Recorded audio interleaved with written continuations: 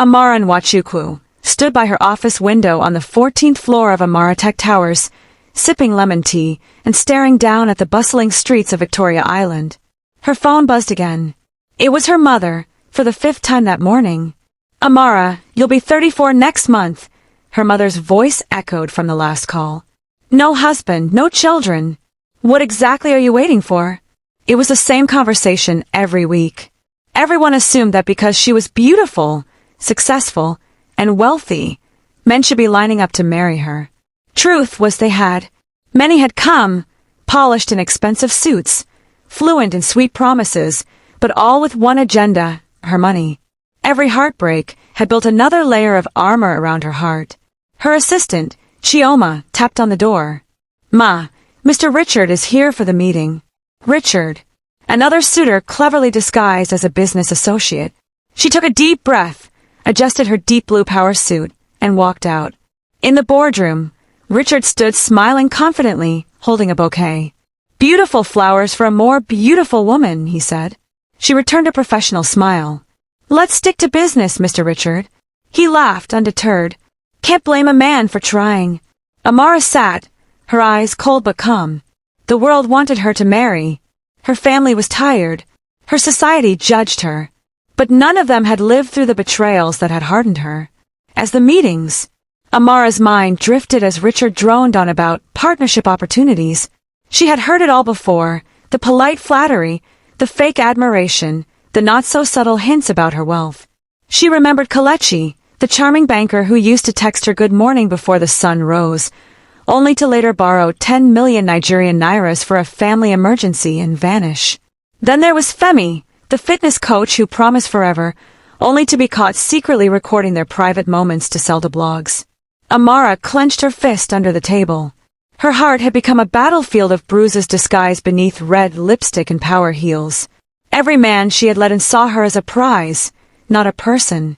Her status was attractive, not her soul. They dated her company portfolio, not her smile. Richard slid a proposal across the table. "It's a great opportunity, Amara. You just need to trust me." She looked him dead in the eye. "Trust is earned, not assumed." He blinked, startled. She smiled faintly.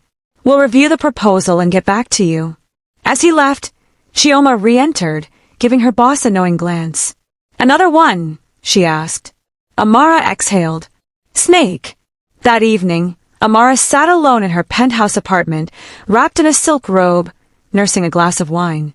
The city lights flickered like restless fireflies outside her window, but her mind was miles away. Her phone lit up, Richard again. "Had a great time today. Maybe dinner sometime. Just you and me." She sighed and blocked his number. Not again. She picked up her journal, flipping through pages of half-written entries, thoughts she was too afraid to speak aloud. One page stood out.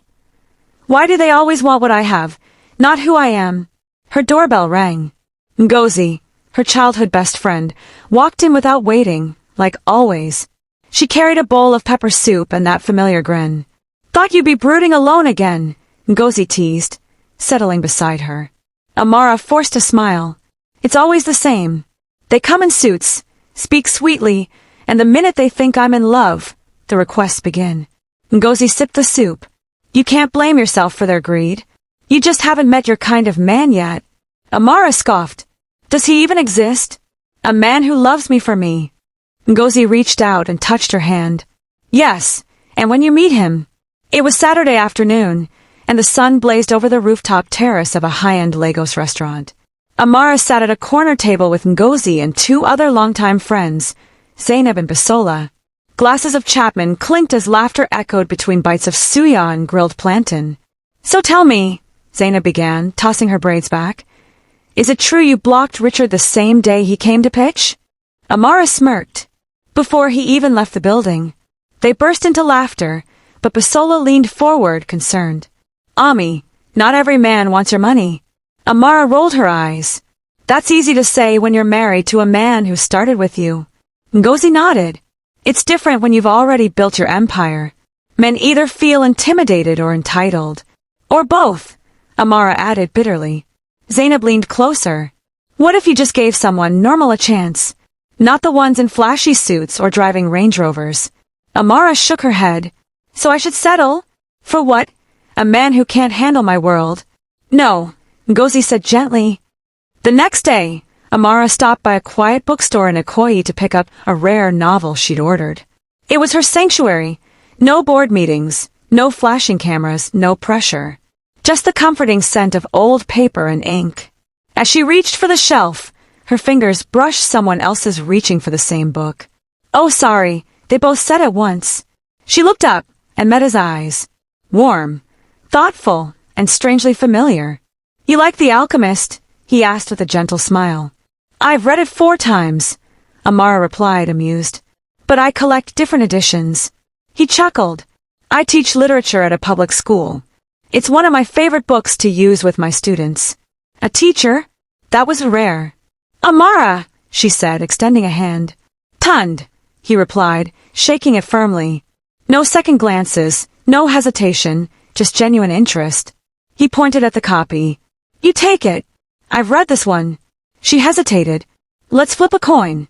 No need, he said, handing it over. Maybe we'll discuss it over coffee someday. She raised an eyebrow, surprised at his calm confidence. No flattery, no pressure, just a book, a smile and a question. Maybe, she said, walking to the counter with a smile she hadn't worn in years. For days after their first encounter, Amara couldn't get Tund off her mind. It wasn't just his smile or his voice, it was the ease of their conversation. No pressure, no expectations, just presence. On a quiet Thursday afternoon, she returned to the same bookstore.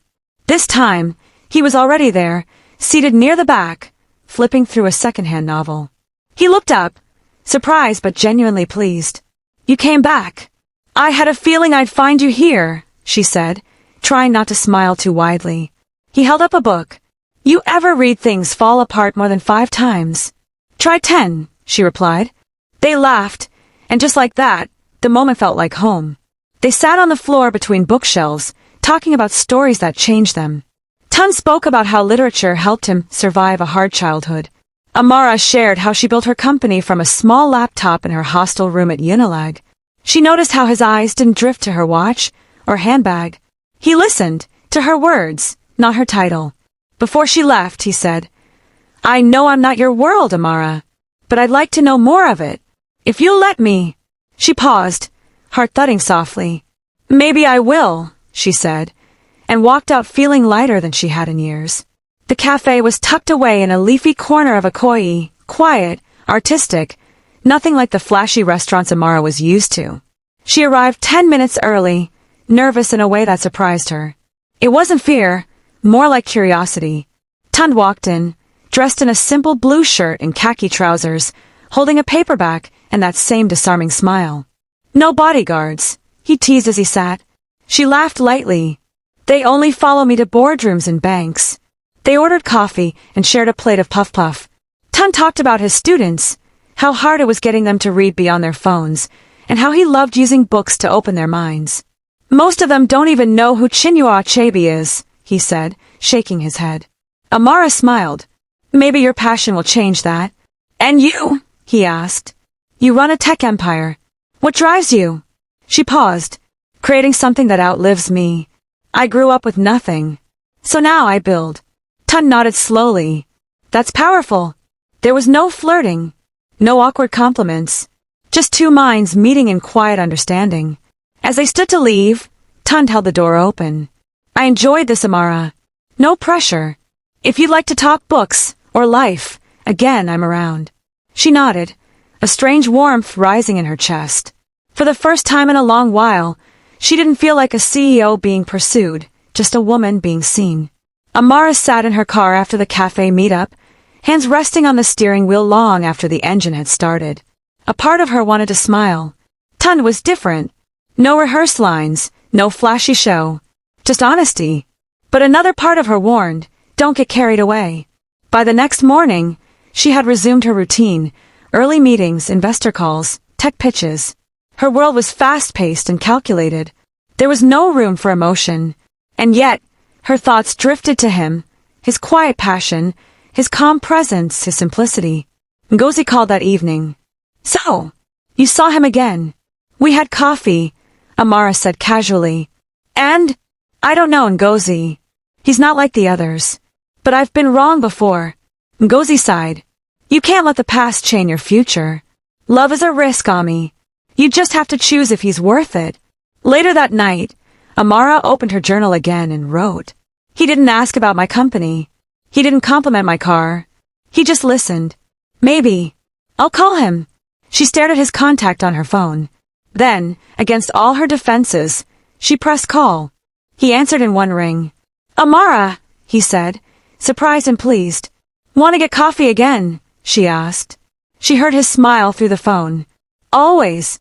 The second coffee date was quieter, warmer. They sat at the same corner table, sunlight streaming through the window. Tun brought a book with him, Purple Hibiscus by Chimamanda Adichie. I thought we could read the first chapter together, he said, sliding it toward her. She blinked. No one had ever invited her to something so simple. Not dinner at a five-star restaurant. Not a luxury getaway. Just a shared story. They took turns reading aloud. Tun's voice was rich, steady.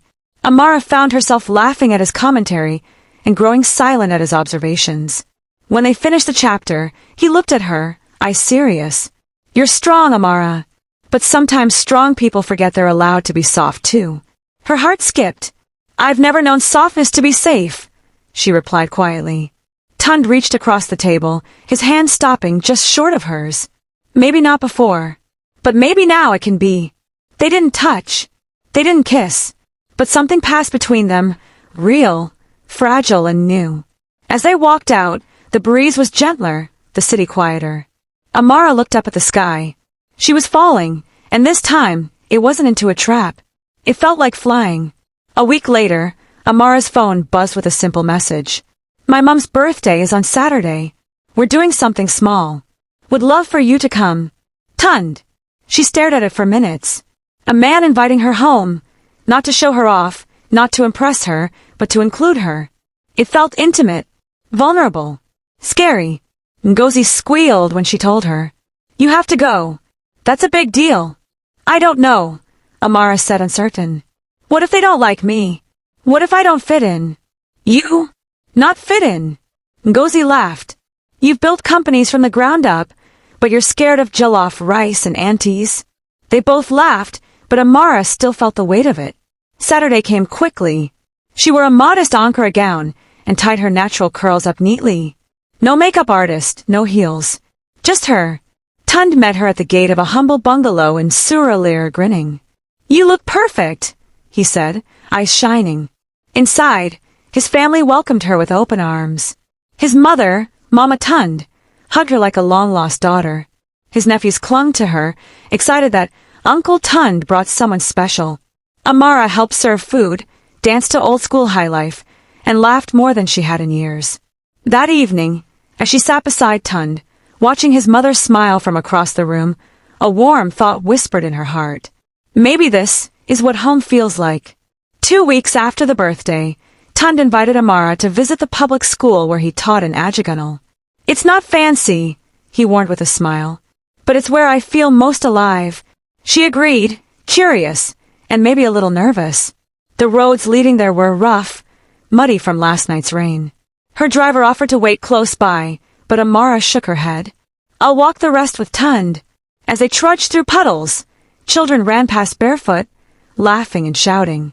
Amara's expensive sneakers were quickly stained, but she didn't complain. Tund noticed. You're handling this better than I expected. She smiled. Success didn't erase my past, Tund. I remember what it means to walk without shoes. The school was a worn-down building with faded walls and creaky desks, but the students' eyes were bright. When Tund stepped into his classroom, they erupted in cheers.